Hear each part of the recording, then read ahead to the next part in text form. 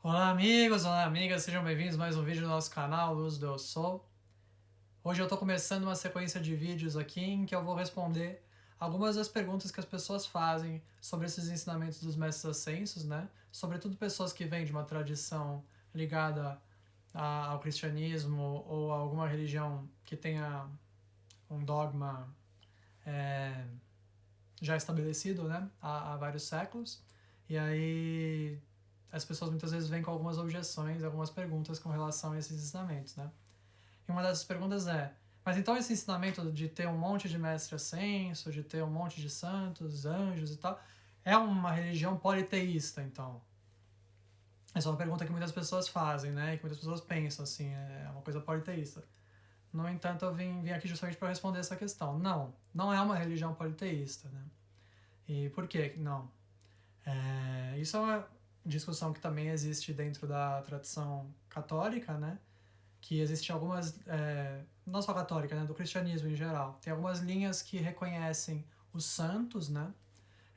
Por exemplo, pessoas que têm um santo padroeiro, um santo guardião, né? Esse tipo de coisa. E tem algumas linhas que falam, não, nós não devemos reconhecer nenhum santo, nem mesmo os anjos, né? Que nós deveríamos apenas ter a devoção a Deus, né? Então, como equilibrar essa questão? E aí eu colocaria a pergunta para as pessoas que são dessa segunda linha, né? Mas então você não deve louvar Jesus Cristo, se você só deve louvar a Deus. Então você já vê aí que tem algo que precisa ser aprofundado no entendimento, que se nós ficarmos apenas na superfície, quer dizer, são duas coisas errôneas, né? Tanto considerar que seria errado louvar qualquer santo, quanto, obviamente, considerar que seria errado louvar Jesus Cristo, porque não é, né? Então, qual que é a chave para a gente entender isso? A questão da trindade, né?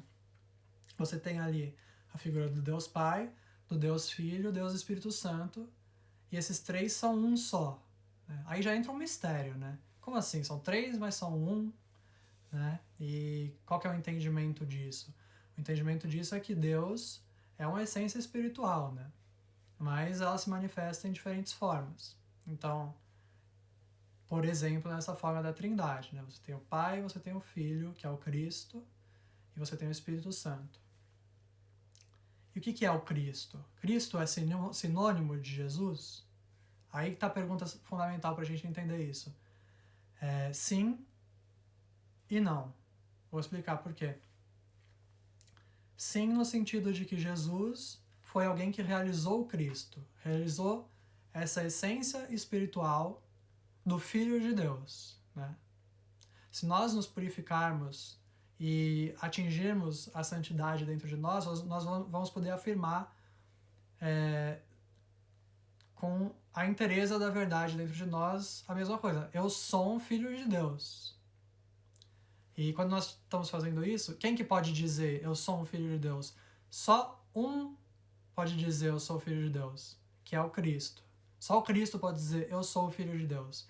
Esse é o significado de Cristo é o Filho unigênito do Pai, o único Filho. Né? E Jesus foi um ser que realizou plenamente esse Cristo. Quer dizer, a expressão inferior, o corpo físico, todas essas questões que nós estamos, por exemplo, aqui na Terra equilibrando e aperfeiçoando, Jesus foi um ser que uniu todas essas questões com o Cristo. Então já não havia mais separação. Não se poderia dizer Jesus é uma coisa e o Cristo é outra. Se tornaram a mesma. Né? É uma união total com o divino. E aí esses diferentes aspectos que pareceriam separados, eles se tornam unos e um só. Né? Esse é o caminho da santidade.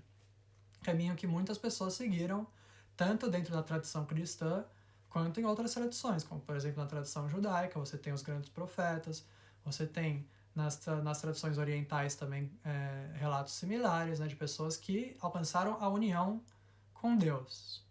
Quando a pessoa alcança essa união completa, ela então ascende. Então esse é o ensinamento dos mestres ascensos. Como aconteceu com Jesus, que ele ascendeu aos céus. Você tem outros relatos na Bíblia, por exemplo, do profeta Elias, que subiu aos céus. Você tem o relato de Enoque, que também subiu aos céus. Então essa questão da ascensão é uma coisa que existe, que é presente, não é um privilégio apenas da pessoa de Jesus, mas é um privilégio do Cristo, que habita em todos os seres que realizaram plenamente esse Cristo, né? Então, esses são os mestres ascensos. Eles são o Cristo, são seres como nós que andaram aqui pela Terra, e que se aperfeiçoaram a ponto de se tornarem indistintos com essa essência espiritual do Cristo. A essência do Cristo veio e habitou. O Verbo se fez carne. O que isso significa? O Verbo é esse Cristo, essa essência espiritual, a palavra de Deus. Quando Deus emite a sua palavra, aquela palavra é o Filho. E essa palavra, o Verbo se fez carne. Quer dizer, aquele ser de carne se tornou um receptáculo e recebeu plenamente a essência espiritual do Cristo. Então, todos que realizaram isso e que passaram por todas as provas, por todos os testes da alma para poder realizar isso, né? Com coragem, com fervor, com determinação, com muita devoção a Deus, se tornam, então, uma encarnação do Cristo. Esses foram os mestres ascensos. Eles passaram pela Terra e deixaram seus exemplos, né? Para nós podermos seguir. Então, cada um deixa um exemplo ligado a certos aspectos da manifestação divina, né? Aí a gente tem o ensinamento dos 7 raios, que são diferentes aspectos da manifestação divina. Por exemplo, Jesus veio para manifestar um aspecto mais relacionado a serviço desinteressado, abnegação, doação e ministério, né? Que são os aspectos do 6º raio. Então ele é um grande exemplo disso, né? Então todos aqueles que têm o propósito nas suas almas de se tornar servos de Deus, abnegados, que dão a sua vida pelo próximo, tem em Jesus um grande exemplo. Mas você tem também outros mestres que manifestam outros atributos do divino, né? Por exemplo, o mestre que é fundador da Summit Lighthouse, que por meio da qual foram dados todos esses ensinamentos, que é o mestre Elmória, é o mestre que manifestava o atributo do governo divino. Então é uma energia muito mais forte, assim, de governo, de ordem, de disciplina. Então cada pessoa, dependendo da sua história, dependendo da história da sua alma, tem um diferente propósito para realizar, uma diferente missão para realizar, e por isso Deus deu diferentes caminhos. Isso também se manifesta nas diferentes religiões. Todas essas religiões centrais, assim, mundiais, né? Elas trazem um caminho específico para alcançar a Deus. Todas elas levam a Deus, né? Mas os caminhos são diferentes dependendo da missão de cada alma, né? Então, não, a religião dos mestres ascensos não é uma religião politeísta, é uma religião que aceita o Deus único, aceita o Filho unigênito de Deus, que é o Cristo, e o Espírito Santo, a Trindade. E esse Cristo, só que